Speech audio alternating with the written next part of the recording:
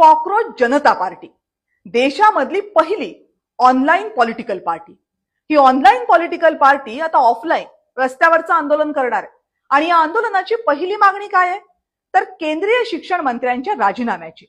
केंद्रीय शिक्षण मंत्री धर्मेंद्र प्रधान यांनी आपल्या पदाचा राजीनामा द्यावा ही कॉकरोच जनता पार्टीची प्रमुख मागणी आहे। का?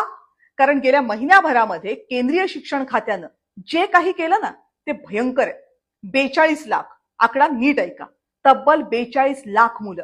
धर्मेंद्र प्रधान यांच्या केंद्रीय शिक्षण खात्यानं एकाच महिन्यात 3 परीक्षांमध्ये देशभरातल्या 42 लाख मुलांच्या आयुष्याशी अक्षरशः खेळ केलाय। कसा ते सांगते। केंद्रीय शिक्षण खात्याच्या अखत्यारीत येणाऱ्या एनटीएनं मे महिन्यामध्ये नीट यूजीची परीक्षा घेतली।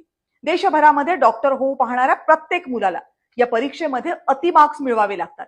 परीक्षा झाल्यावर मुलांनी आणि शिक्षकांनी सांगितलं, सरकार हो परीक्षेचा पेपर फुटलाय।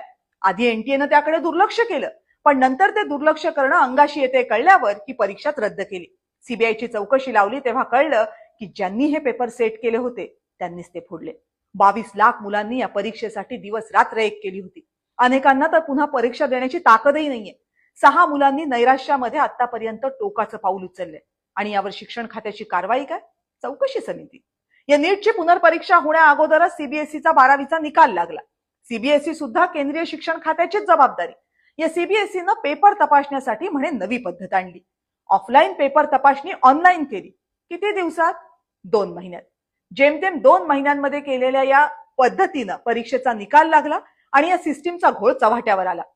इथेही शिक्षण खात्याला जाग नव्हतीच, मुलांनाच तो घोळ दाखवावा लागला। 17 वर्षांच्या मुलांनी या सिस्टीमसाठी काढलेल्या कंत्राटाचे अक्षरशः वाभाडे काढले। त्याचं प्रेझेंटेशनच शिक्षण खात्यासमोर दिलं। मग शिक्षण खात्यानं कारवाई काय केली? 2 अधिकाऱ्यांचं खातं बदललं। 18 लाख मुलांच्या नुकसानीची, त्यांना झालेल्या मनस्तापाची बस एवढीच कारवाई? हे सगळं कमी म्हणून की काय, आता याच खात्याअंतर्गत आयआयटीनं घेतलेल्या जेईई ऍडव्हान्स या परीक्षेचा गोंधळ समोर आलाय। आयआयटी मध्ये प्रवेश घेण्यासाठी जेईई ऍडव्हान्सची परीक्षा, पण या परीक्षेचं नियोजन करणारी वेबसाईट एवढ्या ढिसाळ पद्धतीनं बनवली की हॅकर्सना 2.25 लाख मुलांचा डेटा त्यांच्या रिझल्टसह सहज हॅक करता येत होता। एका मुलानं तो डेटा हॅक केला आणि थेट सोशल मीडियावर दाखवला।